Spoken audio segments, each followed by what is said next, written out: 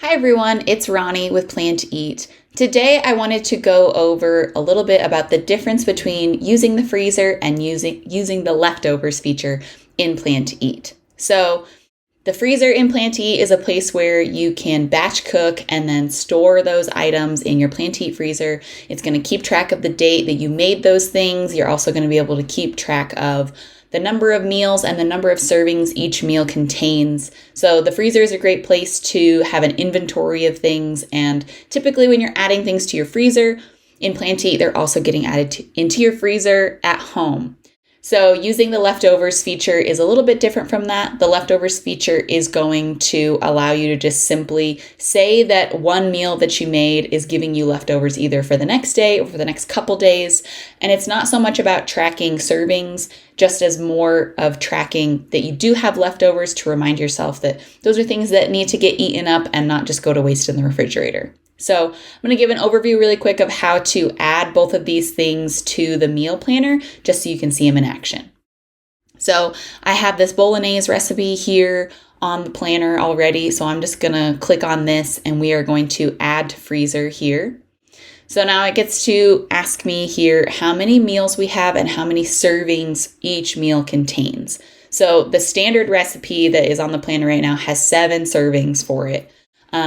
So I'm going to say that I'm making this normal amount. I'm making this 7 servings, but I made 2 batches of it. So I'm going to say we have 2 meals. Each meal has 7 servings. I'm going to add it to my freezer. It's going to give me a note that I prepped this for my freezer. And then I can go over here to the sidebar and I can see now that this bolognese recipe is in my freezer and this is where it's living.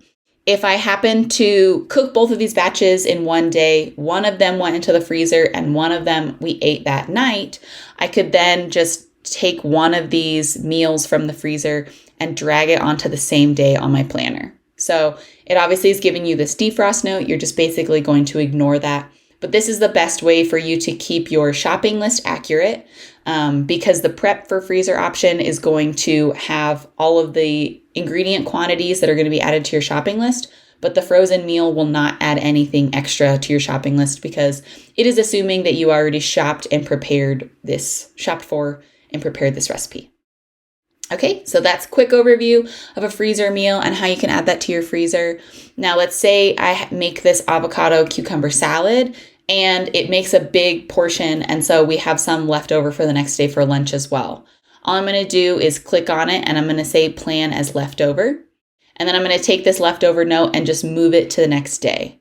So once again, this isn't taking care of any of our servings or calculating anything like that. It's just telling me, hey, tomorrow you have leftovers that this is what you're going to eat for lunch so that it doesn't go to waste in the refrigerator.